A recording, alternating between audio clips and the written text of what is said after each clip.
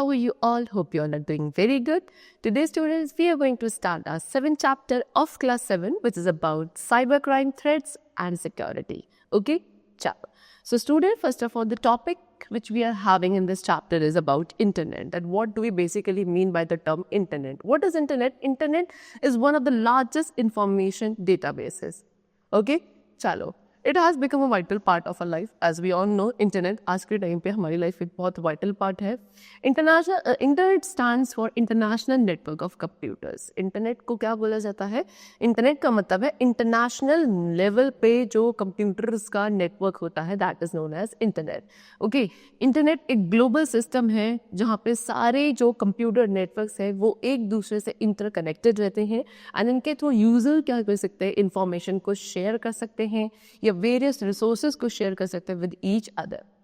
Internet common communication standard का use करता है, कॉमन कम्युनिकेशन इंटरफेसेस का यूज करता है फिजिकल बैकबोन प्रोवाइड करने के लिए for the many interesting applications. Okay, the tasks that were usually performed through person interactions such as banking, shopping or communication can now be done online. जो task पहले जिसमें हमें personal interaction की ज़रूरत होती थी, that is like banking, shopping, communication, अब हम उसे इंटरनेट के थ्रू ऑनलाइन मोड पे कर सकते हैं. हम डेटा एंड इंफॉर्मेशन को across the globe instantly share कर सकते हैं and internet has transformed the world into a small and convenient place to live in. इंटरनेट ने क्या करा है, हमारे वर्ल्ड को एक स्मॉल एंड कन्वीनियंट प्लेस बना दिया where we all can survive. Today the birds word is only internet. आज के टाइम पे जो बज़ वर्ड है वो सिर्फ इंटरनेट है. So network of internet is getting wider with each passing day. So ये जो हमारा नेटवर्क है इंटरनेट का, ये हर दिन के साथ क्या वाइडर होता जा रहा है. एंड इसको एनालाइज करने के लिए कि कैसे इंटरनेट का जो यूज़ है वो फास्टली ग्रो कर रहा है, you have to pick any newspaper और मैगजीन. आप कोई भी मैगजीन या न्यूज़पेपर उठाओ एंड केयरफुली उसमें जो एडवर्टीजमेंट्स होते हैं उनको आप एब्जॉर्ब करें. सो आप क्या रियलाइज़ करेंगे कि ऑलमोस्ट हर एक एंटरप्राइज की एक वेबसाइट है जिसमें उसके साथ कोई एड्रेस एंड टेलीफोन नंबर होता है. हर एक ऑर्गेनाइज अपना जो प्रेजेंस है वो बना रही है ऑन दी इंटरनेट. ओके, चलो. So internet is a boon to the world. इंटरनेट क्या है, पूरे वर्ल्ड के लिए एक बून है. ऑलमोस्ट हर एक एस्पेक्ट जो है हमारी लाइफ का, it is almost being touched by the internet. And interestingly internet हमें 24/7 सर्विसेज प्रोवाइड करता है. ओके, चलो. Now what are the advantages of internet? So number 1 is education. So सबसे पहला एडवांटेज जो इंटरनेट का है, that is in the field of education. Internet ने हमारे जो ट्रेडिशनल पुराना लर्निंग सिस्टम था उसको पूरी तरीके से चेंज कर दिया है. इसको हम वाइडली एजुकेशनल पर्पसेस के लिए यूज़ करते हैं, चाहे वो आपके स्कॉलर्स हो, स्टूडेंट्स हो, टीचर्स हो. So anyone we can use the internet to learn anywhere and anytime by the use of internet. Okay, so it has shown dramatic impact on higher education. Okay, higher education पे भी काफ़ी इसका अच्छा impact है because काफ़ी सारी ऐसी universities हैं जो ऑनलाइन कोर्सेज आपके ऑफर करती है. IGNOU, you can say it is one of the universities which offer this facility. Okay, internet is a vast storehouse of information and is also used to publish papers and articles. चल, now the next advantage of usage of internet is in convenient mode of communication. So internet के through क्या एक internet अपने आप में convenient and economical mode है communication का. Users internet का यूज़ करके easily communicate कर सकते हैं जो कि आपके different sources या different services available है इंटरनेट पे, like email, chat, video conferencing, instant messenger. So ये सारी आपके फैसिलिटीज़ इंटरनेट पे अवेलेबल होती हैं जिसके थ्रू यूजर्स इजीली कम्युनिकेट कर सकते हैं विद देयर फ्रेंड्स, रिलेटिव्स और any other across the world. Now next is business. So internet ने काफ़ी न्यू अपॉर्चुनिटीज़ बिजनेस के लिए भी ऑफर करी हैं so that goods and services online हम प्रोवाइड कर सकते हैं. Okay, and it has proved to be very beneficial also. Meetings जो हैं they can be conducted inexpensively through video conferencing facility जिसमें आपको फिजिकली उस प्लेस पे जाने की ज़रूरत नहीं होती है. फाइनेंशियल ट्रांजैक्शंस जो है ऑफिस से होम, होम से ऑफिस इजीली ऑनलाइन मोड पे करी जा सकती हैं. Now the next is e commerce. What is e-commerce? So it is a concept used for any type of commercial or business that deal involves the transfer of information across the globe by using the internet. So e-commerce एक concept है जिसको किसी भी type के commercial या business deal में use किया जाता है एंड उसके अंदर इंफॉर्मेशन का ट्रांसफ़र होता है across the globe bye the internet. आज के टाइम पे बहुत सारी कंपनीज हैं जिनका खुद का पोर्टल या वेबसाइट है and they use it for the e-commerce purpose. Okay, e-commerce industry एक one of the biggest industry है वर्ल्ड में एंड इस वक्त हम कोई भी पॉसिबल गुड एंड सर्विस को ईजिली परचेज कर सकते हैं डिफरेंट शॉपिंग पोर्टल से अराउंड द वर्ल्ड. ओके, इसके थ्रू आप bus, flight, train, hotel rooms, इनके लिए टिकट्स भी आप इजीली बुक कर सकते हैं. Next is media and entertainment. So entertainment के एंड मीडिया फील्ड में भी इंटरनेट एक बहुत बड़ा रोल प्ले करता है, जैसे कि downloading games, videos, songs, visiting chat room, surfing the web. तो ये कुछ कॉमन यूजेस है जिसके थ्रू जो पीपल है they attract towards the internet. Internet एक फैसिलिटी प्रोवाइड करता है so that you can read different type of newspapers, magazine and books online mode also. Now, next is social networking. So, what is it? It is the latest way to communicate. Social networking एक सबसे latest वे है जिसके through हम communicate कर सकते हैं. ये एक प्लेटफॉर्म प्रोवाइड करता है जिसके थ्रू एक इंडिविजुअल अपने फ्रेंड्स एंड स्ट्रेंजर्स के साथ, रिलेटिव्स के साथ कनेक्ट कर सकते हैं on the basis of shared interest और views. Examples like Facebook, Twitter, LinkedIn, MySpace etcetera. Next come to forum. Internet में फोरम एक ऑनलाइन डिस्कशन साइट है जहाँ पे माइंडेड पीपल कॉन्वर्सेशन को होल्ड करते हैं in the form of posted messages. Okay, चलो. Now next is health and fitness. So internet एक हेल्दी रोल प्ले कर रहा है in providing the extensive information on health and fitness also. Different medical sites का use करके एक person क्या various disease के बारे में इंफॉर्मेशन गेन कर सकता है, उनके क्योर्स एंड प्रिकॉशनरी मेजर्स जो होते हैं, we can also get information regarding those by the internet. Now these were the advantages of internet, but as we all know that every coin has two sides, that is head and tail. Similarly, every concept has two phases, that is advantages and disadvantages. So as we have discussed the advantages, now it's time for the disadvantages of internet. And the very first is what? Regarding virus threat. Okay, so the internet क्या है? एक tool है, लेकिन इसको हमें काफ़ी cautions के साथ, प्रिकॉशंस के साथ हैंडल करना पड़ता है बिकॉज इसके मिसयूज जो है वो काफ़ी हैजार्डस हो सकते हैं. So number one is what virus threat. तो कंप्यूटर जो कि इंटरनेट के साथ कनेक्टेड होते हैं, they are very prone to virus attack and ये वायरस अटैक्स के थ्रू आपका जो सिस्टम है वो क्रैश हो सकता है, data loss, hardware malfunctioning. Okay, so this could be possible. Next is spamming. So spamming means what? Unwanted emails. Spamming मतलब होता है अनवांटेड ईमेल्स जो कि आपके कॉमर्शियल नेचर के होते हैं एंड इनको इनडिस्क्रिमिनेटली सेंड किया जाता है मल्टीपल मेलिंग लिस्ट, इंडिविजुअल्स या न्यूज़ ग्रुप पे. इसका जो अननेसेसरी यूज़ है, ओके, ये क्या करता है? अननेसेसरी सिस्टम रिसोर्सेज को यूज़ करता है एंड इसके थ्रू कंप्यूटर वायरस को भी या कुछ और मलिशियस सॉफ्टवेयर को भी सेंड किया जाता है to the different system. Next is theft of personal information. So internet एक main source of piracy, plagiarism and other evil issues है जो आपके प्राइवेसी ऑफ इंफॉर्मेशन या फिर इंडिविजुअल और एन ऑर्गेनाइजेशन से रिलेटेड होते हैं.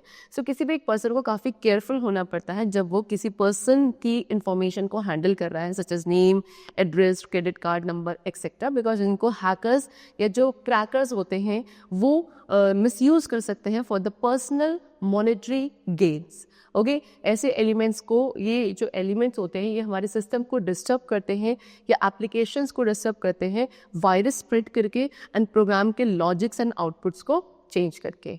Now next we come to pornography. So pornography क्या है? एक मेजर इशू है जो इंटरनेट के थ्रू पोस्ट किया जाता है. काफ़ी सारी पोर्नोग्राफिक साइट्स हैं इंटरनेट पे जो ईजिली फाउंड होती हैं and they can be hazardous to the mental health of children. Next we come to cyber terrorism. Cyber terrorism एक सीरियस थ्रेट है टू द वर्ल्ड आज के टाइम पे. जितने भी मॉडर्न टेररिस्ट ऑर्गेनाइजेशंस हैं ये target attacks power plant, bank, commercial areas, building of national importance, इन सबको करते हैं एंड ये रिमोटेडली कनेक्ट किए जा सकते हैं, कंडक्टेड किए जा सकते हैं एक मोबाइल फ़ोन के थ्रू या इंटरनेट के थ्रू, जो काफ़ी कम एक्सपेंसिव होते हैं as compare to traditional terrorist method. Next is time wastage. Although internet हमें बहुत सारी सर्विसेज प्रोवाइड करता है यूजर्स को, लेकिन फिर भी जनरली पीपल बहुत अच्छा खासा अमाउंट ऑफ टाइम वेस्ट करते हैं, एनर्जी वेस्ट करते हैं नेट को सर्फ करने में। और इसके थ्रू जो हमारा पर्सनल इंटरेक्शन होता है अपने लोगों के साथ, फ्रेंड्स रिलेटिव्स के साथ, फैमिलीज के साथ, वो काफ़ी कम होने लगता है, जिससे हमारी जो सोशलाइजिंग स्किल्स एंड हेल्थ है वो अफेक्ट होती है।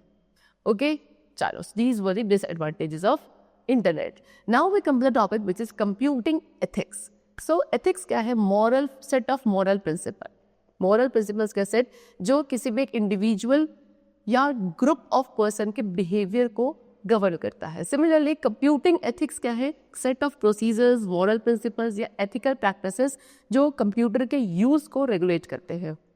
ओके, ये कहाँ फोकस करता है? Ethical implementation and use of computing resources पे, एंड इसके अंदर जितने भी न्यू इश्यूज हैं जो आपकी न्यू टेक्नोलॉजीज रेज करती है वो सारे इंक्लूडेड होते हैं। सो बेसिकली इसका एम होता है आईटी यूजर्स को एनकरेज करने का to be responsible in order to utilise the technology tools judicially, respect view of others and acknowledge the rights and properties of the people on the internet.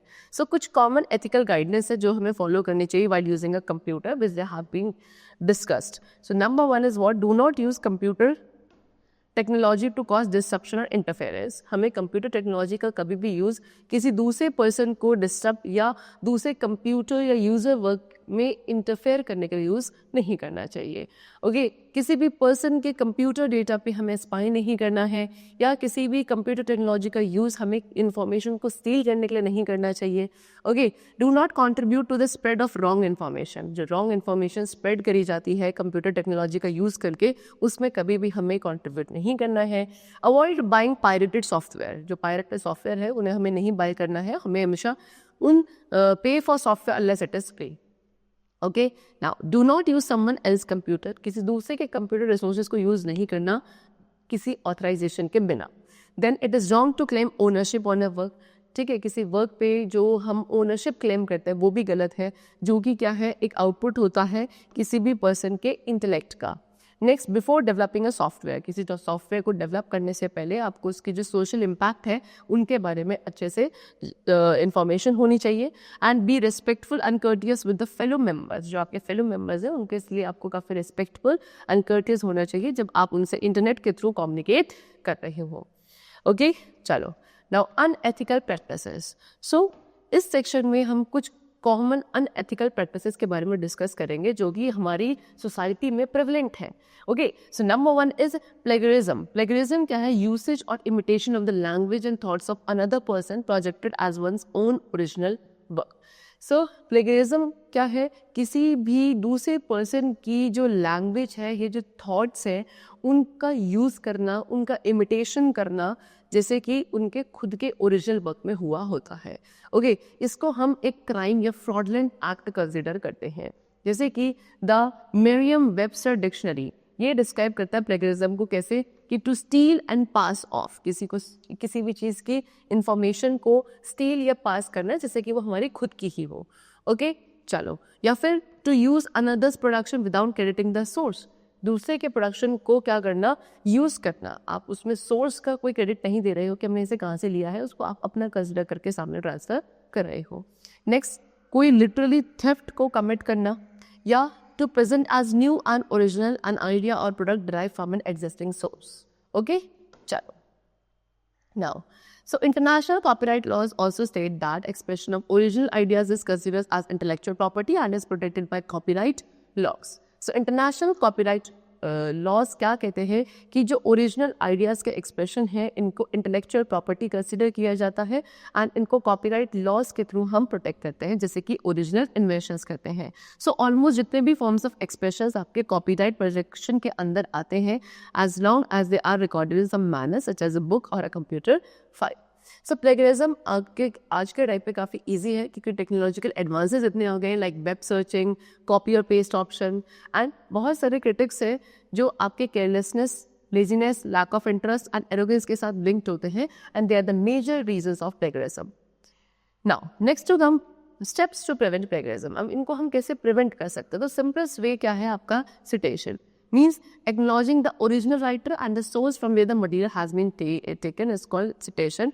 Okay क्या करना है, जो original writer है उसको acknowledge करना, या जो source जहाँ से आपने इस मटेरियल को उठाया है उसको एक्नॉलेज करना, इसी को सिटेशन कहा जाता है। अब इसके अंदर कुछ स्टेप्स होते हैं, like what all the sources are neither accurate, जितने भी सोर्सेज हैं वो बिल्कुल एक्यूरेट नहीं होते हैं, ना ही वो उस इंफॉर्मेशन को वैलिडेट करते हैं एज एक्यूरेट जो उन्होंने हमें प्रोवाइड करी है। इसीलिए एक पर्सन को सोर्स को स्पेसिफाई ज़रूर करना चाहिए, जिसके थ्रू रीडर्स को इन्फॉर्मेशन मिलती है रिगार्डिंग द बेसिस कि वो जो आइडियाज़ के बारे में पढ़ रहे हैं या जो उनके रिसर्च का एक्सटेंट है वो कितना एक्यूरेट है। सो सिटेशन स्ट्रेंथ प्रोवाइड करता है आपके रिसोर्स को। सेकेंडली, प्लेगरिज्म को अवॉइड करने के लिए आप किसी मटेरियल को रिफ्रेज कर सकते हैं। थर्ड, आप कोटेशनल मार्क्स का यूज कर सकते हैं all around the quoted words of another person to avoid plagiarism. Now in the education sector में स्टूडेंट्स को भी इंकरेज किया जाना चाहिए अपने खुद के ओरिजिनल एंड इनोवेटिव आइडियाज़ को रिप्रेजेंट करने के लिए। Okay, even if they wish to prefer the resources, अगर वो रिसोर्सेज को भी रेफर कर रहे हैं तो भी उन्हें हमें जो पैटर्न है रेफरेंसेस के उनके बारे में अवेयर करना है। In this manner plagiarism can be avoided and students could be motivated to work hard and bring out their own originality. Okay, चलिए now next we come to cyberbullying. What is cyberbullying? It is an act of harming, harassing और targeting a person. किसी भी person को harm, harass या target करना किसी दूसरे person के थ्रू इंटरनेट का यूज़ करके, इसे आप एक क्या कहते हो, साइबर बुलिंग बोलते हो। एंड एक डेलिबरेट मैनर में जब किया जाता है it's a kind of fraud only. तो इसके थ्रू क्या होता है, जैसे कि क्या क्या चीज़ें इनके अंदर इंक्लूड है, जैसे कि insulting remarks, threatening messages sent by email, spreading rumors about the person either by emails or social networking site, posting embarrassing photos and videos to hurt the person, derogatory remarks against gender, race, religion or nationality. So ये सारे ही सारे आपके क्या है वो act हैं जो cyber bullying में इंक्लूडेड होंगे। Now, what are the steps to prevent cyberbullying? Number 1, do not disclose your identity. आपको कभी भी अपनी आइडेंटिटी किसी अननोन पर्सन को डिस्क्लोज नहीं करनी चाहिए। Next, safe guard your password. अपना पासवर्ड है, जितनी भी प्राइवेट इन्फॉर्मेशन है उनको आपको इंक्विजिटिव पीयर से सेफ रखना है। आपको कभी भी bullies, do not give bullies any opportunity, bullies को किसी भी अपॉर्चुनिटी को आपको ऐसी प्रोवाइड नहीं करना जहां वो आपकी इन्फॉर्मेशन को सोशल मीडिया प्लेटफॉर्म पर मिसयूज कर सके। Next, search the whereabouts of the person के वेयर अबाउट्स के बारे में सर्च करना चाहिए जो आपको ऑनलाइन मोड पे मिले हैं, and know about him fully before extending a handshake. And उनके साथ फ्रेंडशिप को आगे एक्सटेंड करने से पहले आपको उनके बारे में पूरी इन्फॉर्मेशन एंड एक्यूरेट इन्फॉर्मेशन होना ज़रूरी होता है। आपको अपनी ऑनलाइन प्रोफाइल को रेस्ट्रिक्ट करना चाहिए सो दैट सिर्फ आपके ट्रस्टेड फ्रेंड्स ही उनको चेक कर सकें।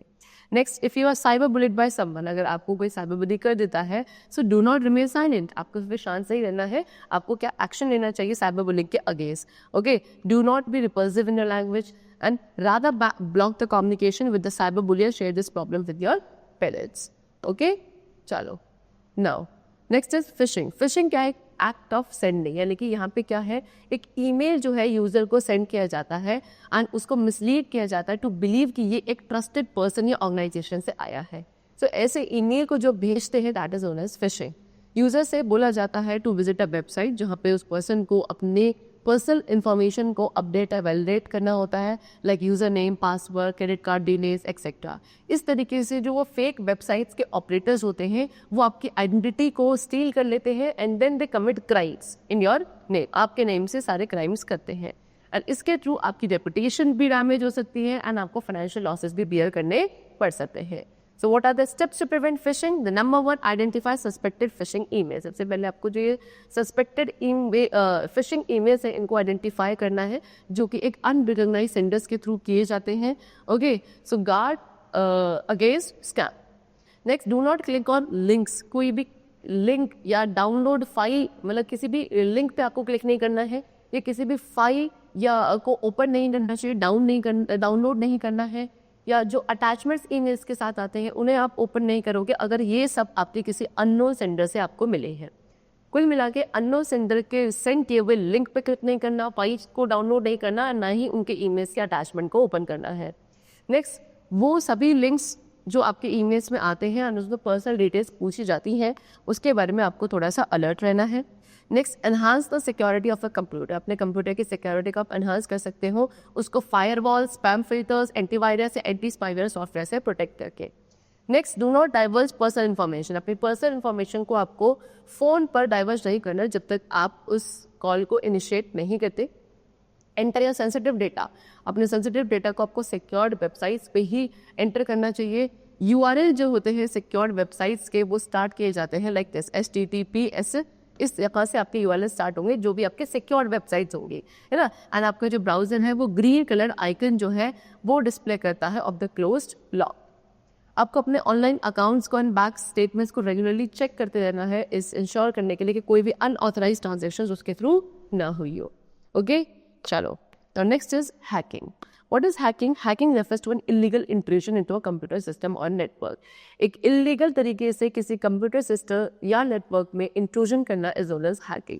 हैकर्स जो हैं हाईली टेक्निकल पीपल होते हैं जो कि सीक्रेटली आपके कंप्यूटर्स में को ब्रेक करते हैं और आपकी जितना भी इंपॉर्टेंट डेटा है उसको स्टील कर लेता है, कभी कभी आपके सिस्टम को डिस्ट्रॉय भी कर सकते हैं। हैकर सिर्फ इंपॉर्टेंट डेटा स्टील नहीं करते, बस इनफैक्ट वो आपकी जो एप्लीकेशंस एंड वेबसाइट्स हैं उनको भी हैक करते हैं to change the program logics. Okay, hackers usually आपके डेटा के साथ टेम्पर करते हैं अनएथिकल पर्पसेस के लिए, such just for an obsession to break the system securities. Although hacking आपकी किसी भी कंसेंट के बिना करी जा सकती है फ्रॉम द यूजर्स, लेकिन yet it is not always destructive, लेकिन हमेशा ही डिस्ट्रक्टिव नहीं होती है। हैकिंग आपके एक अच्छे कॉज के लिए भी करी जा सकती है, जैसे कि नेशनल सिक्योरिटी के लिए, जिसको हम एथिकल हैकिंग कहते हैं। ओके, चलो, सो एक इक्वलेंट टर्म है हैकिंग के इक्वल जिसको आप बोलते हो क्रैकिंग। क्रैकिंग क्या है? यहाँ पे क्रैकर्स भी आपके टेक्निकल पीपल ही होते हैं जो एक्सपर्ट्स होते हैं सिस्टम्स को ब्रेक करने में एंड इम्पॉर्टेंट डेटा को स्टील करने में, सच एज फाइनेंशियल डिटेल्स और password etcetera. Sometimes what they do, ये आपके की लॉगर्स का भी यूज़ करते हैं इस पर्पज़ के लिए। Crackers also cause harm, crackers आपके कंप्यूटर्स को हार्म भी कर सकते हैं by destroying the data of that system. Apart from this, इसके अलावा आपके एप्लीकेशंस को डिस्टर्ब करते हैं कुछ मालवेयर्स को स्प्रेड करके, जिसके थ्रू जो प्रोग्राम लॉजिक्स एंड आउटपुट्स है वो चेंज हो जाते हैं। Okay, now what are the steps to prevent hacking? Hacking को प्रिवेंट करने के क्या स्टेप्स हो सकते हैं? नंबर 1, आपको अपने पासवर्ड्स को सिक्योर रखना चाहिए, सीक्रेट रखना चाहिए और उनको पीरियडिकली चेंज करते रहना चाहिए। अपने ऑपरेटिंग सिस्टम को आपको अपडेट करना है, या फिर जितने भी बाकी सॉफ्टवेयर लाइक एंटीवायरस वगैरह, इन्हें आप अपडेट करते रहे फ्रीक्वेंटली। देन आपको जो ओपन वाईफाई होते हैं इनको यूज़ करना अवॉइड करना है, बिकॉज ये क्या ईजी बना देते हैं हैकर्स के लिए आपकी इन्फॉर्मेशन को स्टील करने के लिए एंड जो इनएप्रोप्रिएट कंटेंट है वो डाउनलोड करने के लिए। Always make use of secure websites, हमेशा ये ध्यान रखना है कि आप सिक्योर वेबसाइट्स का ही यूज़ करो।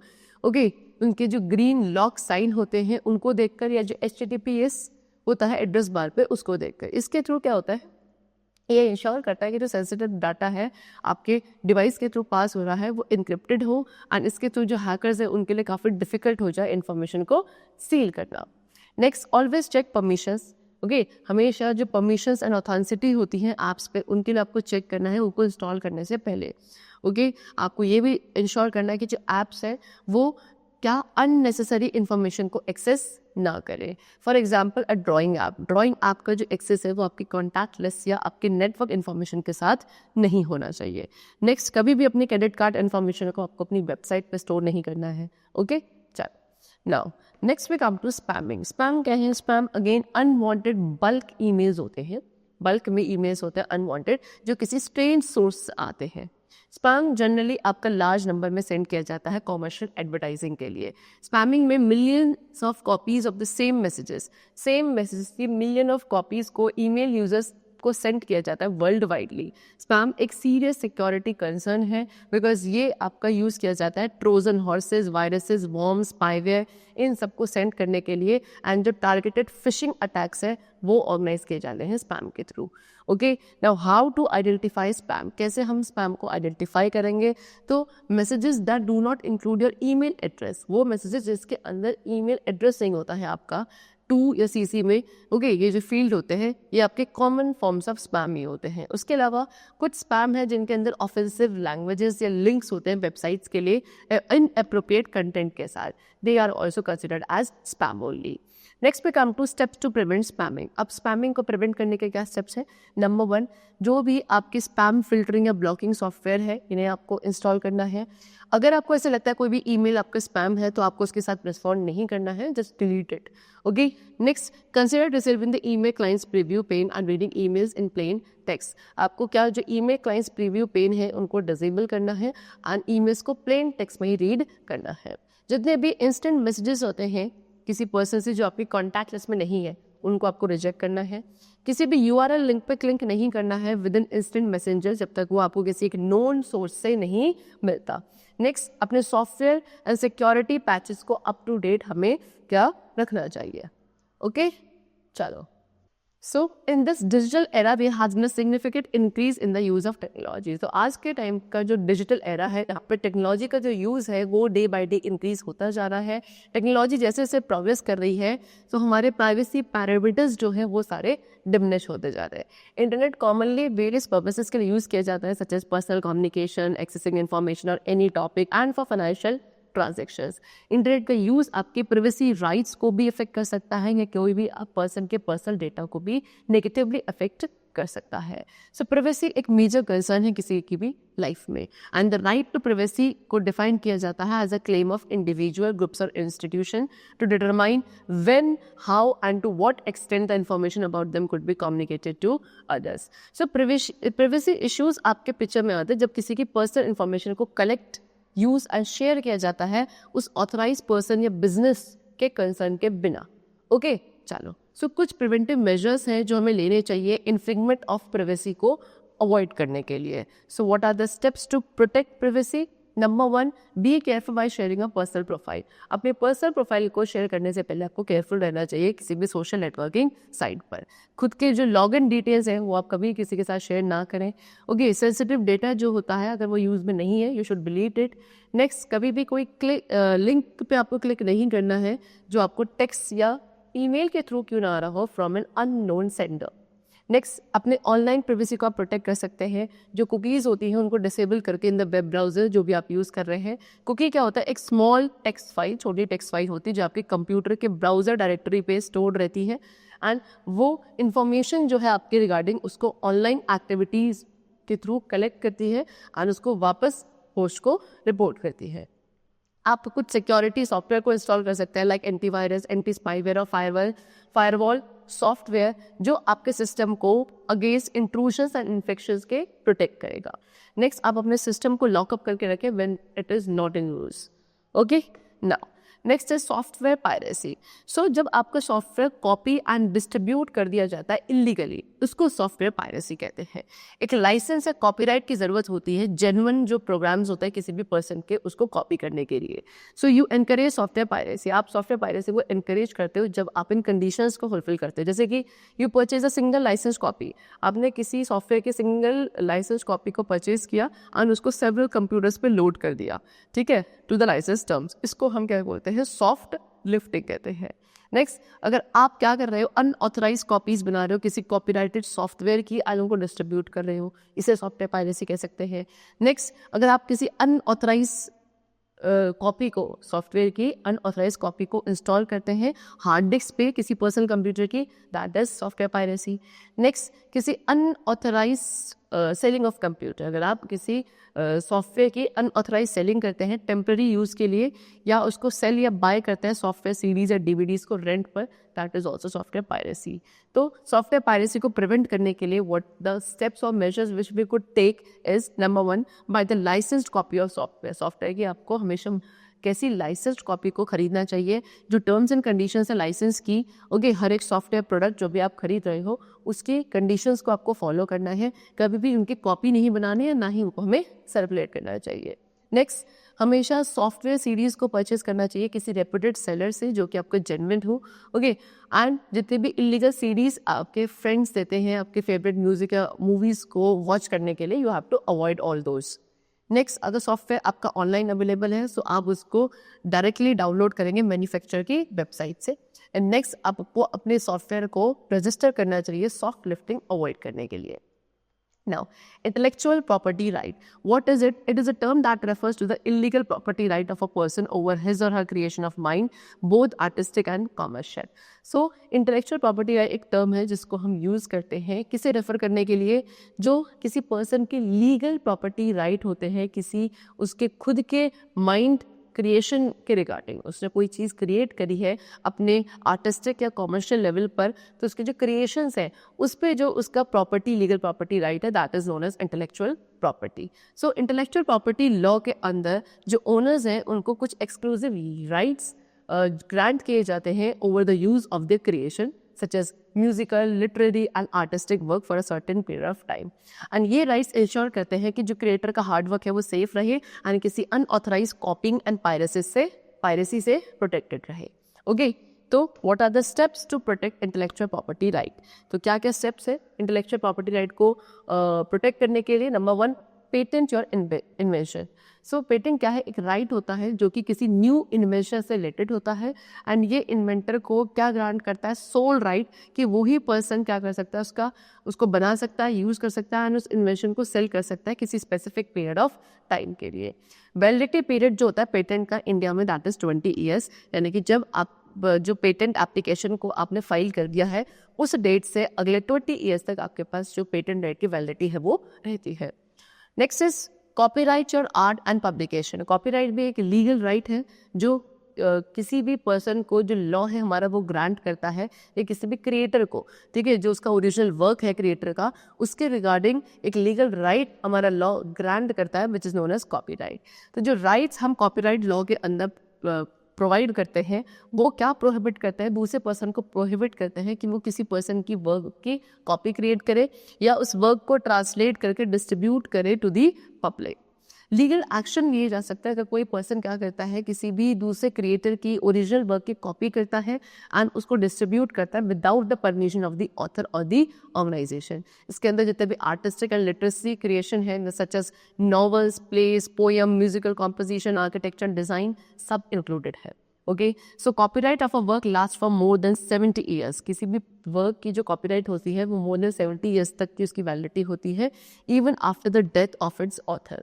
Okay, next is register your trademark. इसके थ्रू आप अपने brand name, logo, packaging and जो भी बाकी डिस्टिंक्टिव डिज़ाइन है उनको प्रोटेक्ट कर सकते हैं जो कि आपकी प्रोडक्ट्स की आइडेंटिफी को रिमार्क करते हैं या डिस्टिंग्विश करते हैं किसी दूसरे मैन्युफैक्चरर से या सेलर से. ओके, वैलिडिटी पीरियड जो ट्रेडमार्क का होता है दैट इज 10 ईयर्स एंड इसको आप रिन्यू भी कर सकते हैं. Now next we come to cyber crime. What is it? Cyber crime is an illegal activity. cyber crime एक illegal activity है जो कि इंटरनेट के थ्रू करी जाती है. एग्जाम्पल, आइडेंटिटी थेफ्ट, जहाँ पे कोई पर्सन आपके ईमेल आईडी या पासवर्ड को स्टील कर सकता है एंड फिर उसको फेक ईमेल सेंड करने के लिए यूज़ कर सकता है to the people containing false information about the product और winning a lottery etcetera. Okay, चलो फिर उसके बाद आपके कुछ क्रेडिट कार्ड अकाउंट थेफ्ट भी होते हैं, इंटरनेट फ्रॉड होते हैं like ordering goods in your name, extracting the mobile phone contact etcetera. Okay, forgery जिसमें आपके डॉक्यूमेंट्स को इमिटेट किया जाता है, या currency, objects of other people with bad intentions, harassing others and mischief, monitoring by sending threatening messages, all of which come under the jurisdiction of Indian Penal Code IPC, currently BNS, that is Bharatiya Nyaya Sanhita. Okay, so cyber crimes को हम 3 main categories में divide करते हैं. Number 1, crime against an individual person. Okay, and second is crime against property and third is crime against an organisation और society. So first of all we have to discuss the safety measures while using computer and internet. तो जब भी हम computer net या internet का use करते हैं सो क्या safety measures which we should keep in our mind. Number 1, जो भी माइनर्स होते हैं यानी कि अंडर 18 होते हैं उनको हमेशा इंटरनेट सर्फिंग किसी अपने पेरेंट के सुपरविजन के अंडर करनी चाहिए. Parents should decide and suggest as appropriate sites to their children. Parents को क्या डिसाइड एंड सजेस्ट करना चाहिए जो एज अप्रोप्रिएट वेबसाइट्स होती हैं अपने बच्चों के लिए. फिर जो अटैक्स हैं आपके हैकर्स या क्रैकर्स के, इनके जो चांसेस हैं उनको मिनिमाइज करने के लिए एक पर्सन को स्ट्रॉन्ग पासवर्ड का यूज़ करना चाहिए.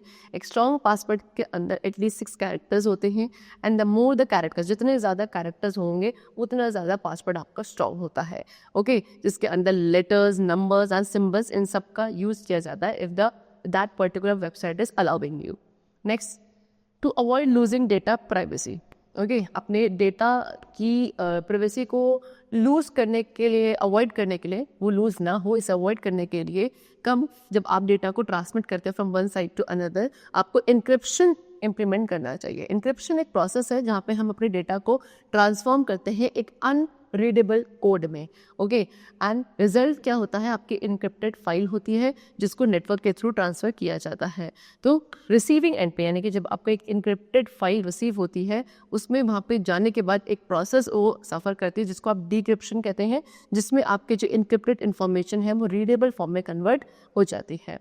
फिर उसके बाद हम अपने कंप्यूटर को automatic software and operating system update के लिए भी सेट कर सकते हैं, जिसके थ्रू आपका जो सिस्टम है वो रोबस्ट हो जाए।